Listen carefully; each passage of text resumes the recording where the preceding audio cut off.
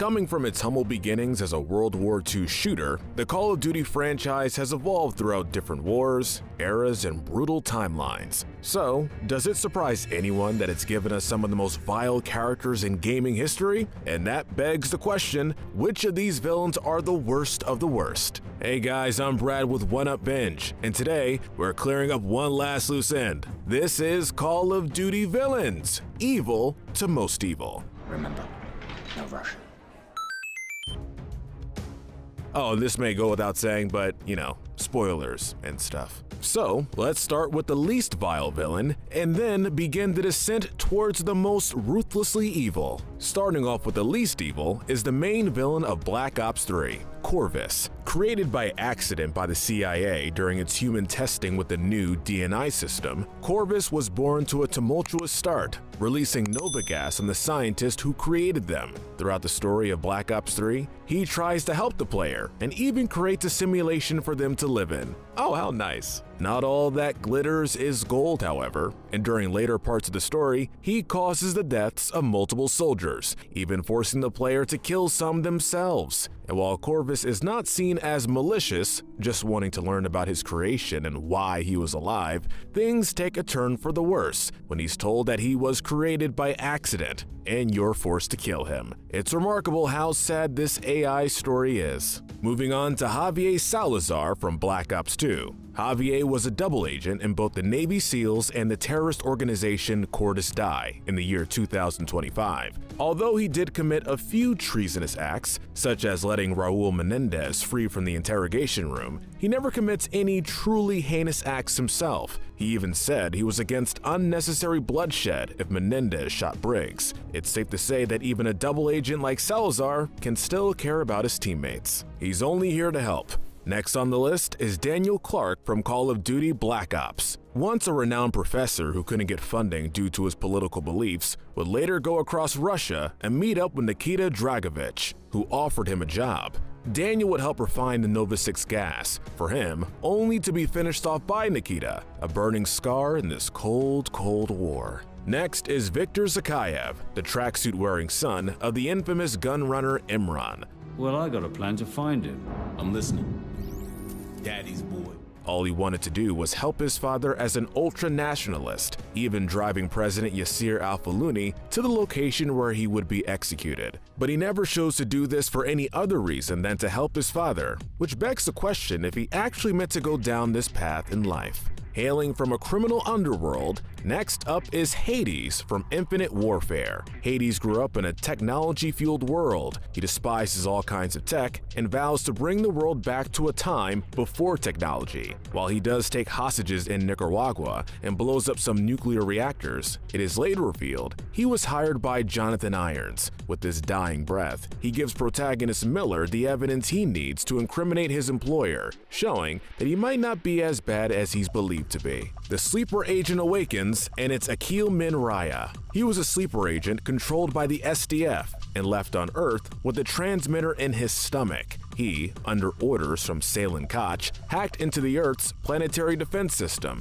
and turned it onto a fleet of airships before disabling it. He then cut open his stomach and tore out the transmitter before succumbing to his wounds. He may have injured many, but it wasn't all under his control. Next up is Menendez's right-hand man, DeFalco. Like most soldiers, DeFalco follows orders to a T, eliminating targets or taking hostages, but always under orders. It's not known how he ended up with Menendez or why he feels justified. From Germany to China, the next spot belongs to Zhao. Having worked in Afghanistan along with the infamous Alex Mason, Zhao is a man of his country, trying to unite his nation against the incoming war from the West. Once finding out that David, the son of Alex, was in Pakistan, he ordered his men not to kill them due to a mutual hatred of Menendez. The enemy of my enemy is my friend after all, but he does take back on his word, working with Menendez if all the pieces fall in place. His kind thrives in a war zone. Next is Jamal the Butcher Rahar. How about you, Captain? Are you gonna let them die? Well known for separating people from a pretty important part of their body, Jamal is the second in command of Al-Qatala. While he's known as the Butcher, he seems to be doing this for the good of his country, at least in his own mind. Jumping all the way back to 1944 comes Heinrich, a high-ranking German soldier during World War II who was stationed in France. Although we don't know everything he's guilty of, he's a high-ranking SS officer, which implies a tremendous amount of evil. Even though he's the secondary antagonist of the game, the main confirmed thing he did was orphan Camille Dennis and then laugh about it before being killed by her. Definitely a twisted guy. 3 characters take one slot, with Victor, Lev, and Kirili from the mission No Russian and Modern Warfare 2. These 3 were part of Makarov's inner circle and assisted him on a mission to a Russian international airport, where they, alongside Makarov himself and an undercover CIA agent,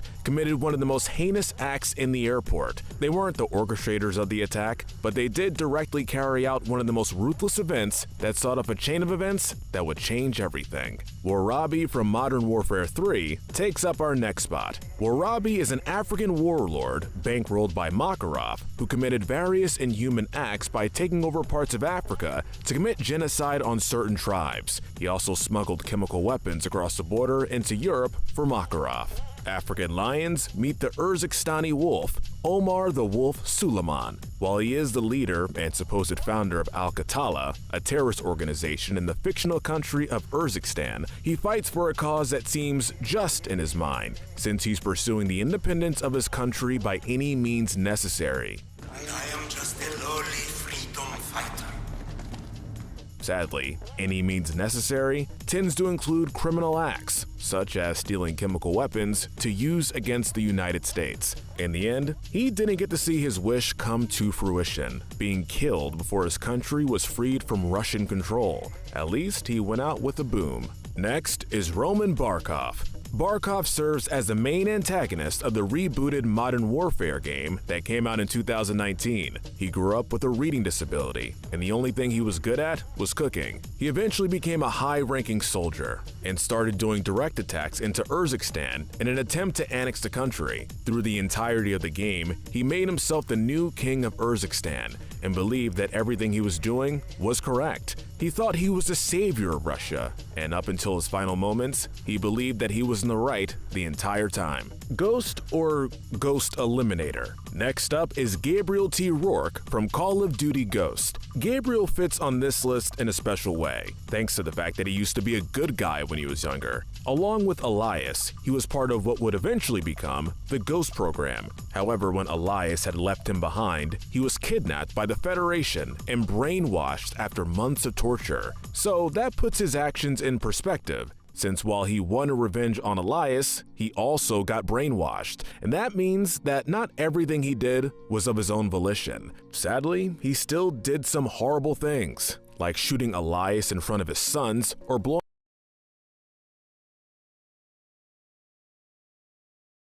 Next is Imran Zakayev.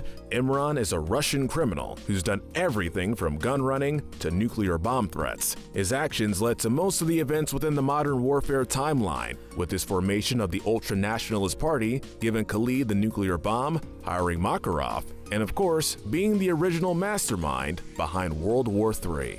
Imran's mentor, Perseus, comes next. Perseus is the main villain of Call of Duty Cold War, the latest in the series, and while he hasn't had much screen time as of yet, we do know a good deal about him. Perseus is a Soviet spy who runs an underground ring of spies, who also use the cover name Perseus. Perseus's whole goal is relatively simple. He wants to undermine and destroy the power that the US holds, to make the Soviet Union the world's only superpower. He's also credited as being the one person to radicalize Imran Zakayev and make him the terrorist that he is. It's no surprise that the new guy ranks this high.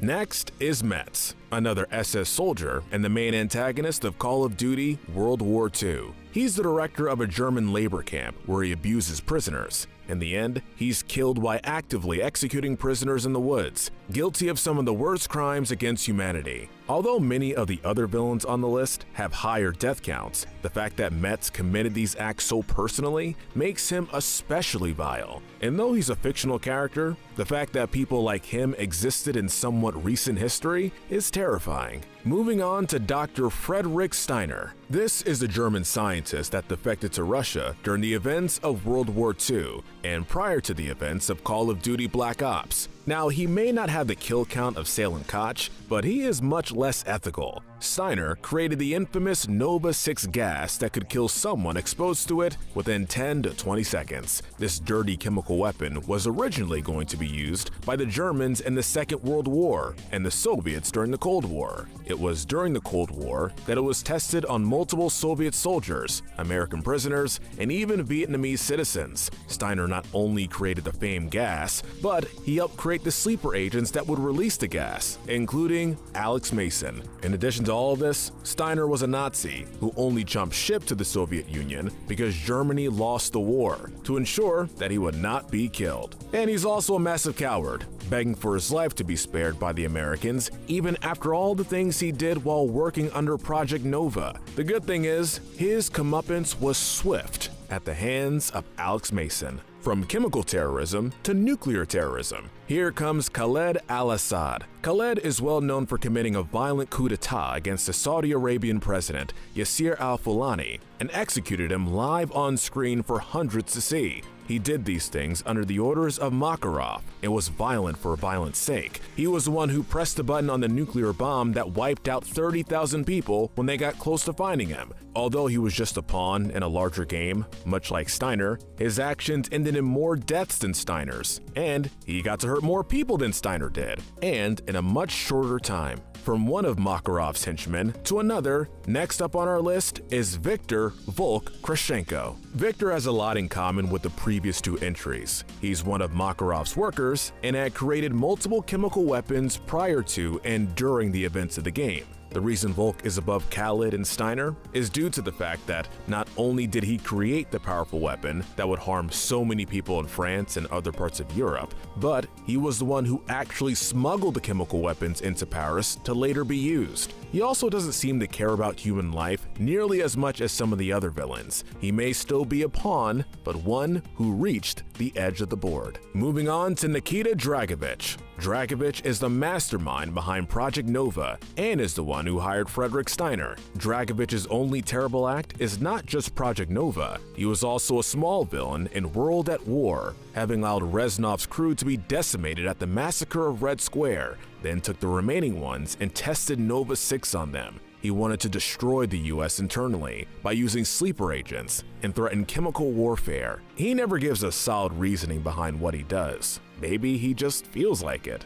Man, what a psycho. The next one on our list is Russian baddie Lev Krashenko. Lev Krashenko might not seem to fit this high on the list, but throughout both Black Ops and Black Ops 2, he committed many heinous acts on not just American soldiers, but also civilians and his own men. Originally, he was under the reigns of Nikita Dragovich, but after the death of his superior officer, he was alone and able to do what he wished. He was described as being a dog without a leash and went off and murdered as he pleased with no real reasoning. Our number 4 spot for evil goes to Jonathan Irons, Kevin Spacey's character in Advanced Warfare. Irons starts the game looking like the hero, even offering the main protagonist a job at Atlas. It's not until later that it's revealed that he's actually the bad guy. He offered terrorist jobs so that Atlas can clean up and look like good guys. All Irons wanted was power. A true sociopath. The Bronze Medal of Evil goes to none other than Raul Menendez, leader of Cortes Die. Growing up in the tumultuous Nicaragua and witnessing the American-paid Contras destroying his country, he grew up hating America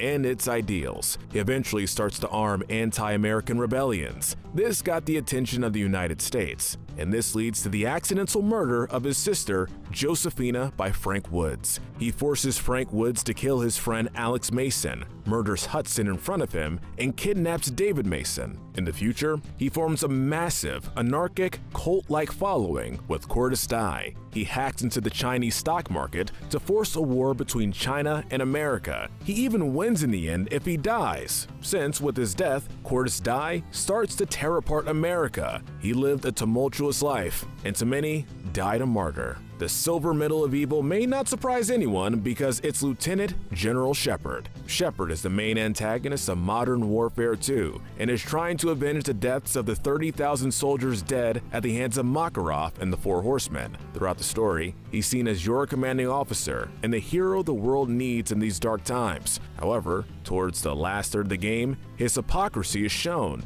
and he kills both Ghost and your player character Roach, quipping no loose ends. His betrayal is by far one of, if not the most shocking thing in the entire Call of Duty franchise. At the end of the day, Shepard is a true megalomaniac who only cares about his reputation. He hides his ego and that he's a sociopath in patriotism and appears to be completely without remorse for the crimes he commits. Our gold medal of evil goes to none other than Vladimir Makarov. Makarov is the main antagonist of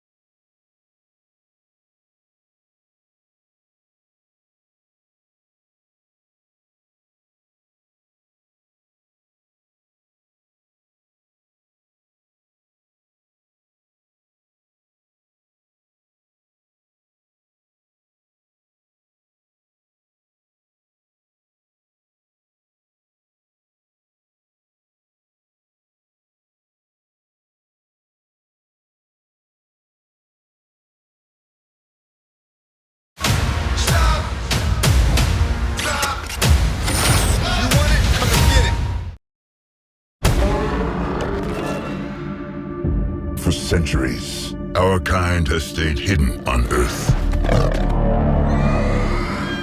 But darkness has found us again. Prime. This is about the fate of all living things. Unicron is coming.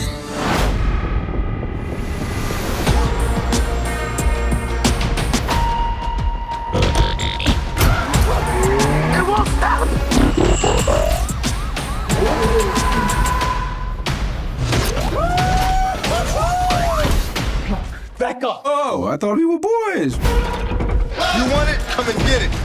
You brought a human here? I'm nobody. I ain't even seen nothing. I'm not even seeing anything right now. Think you hold the list and you haven't met the aim. Stop! This is not our war. Optimus, we must trust each other to protect the home we all share. How big can this guy be? He eats planets. So, like, way bigger than a planet. In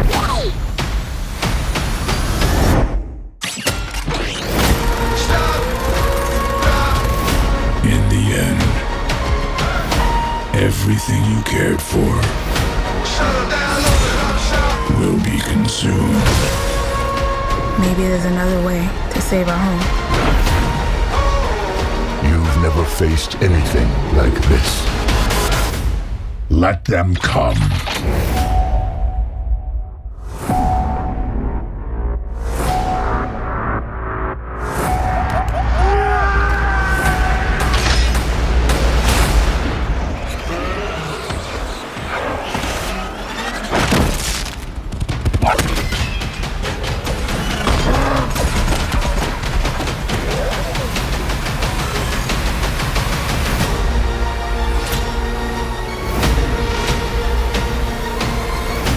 Yo, Noah. Take the wheel.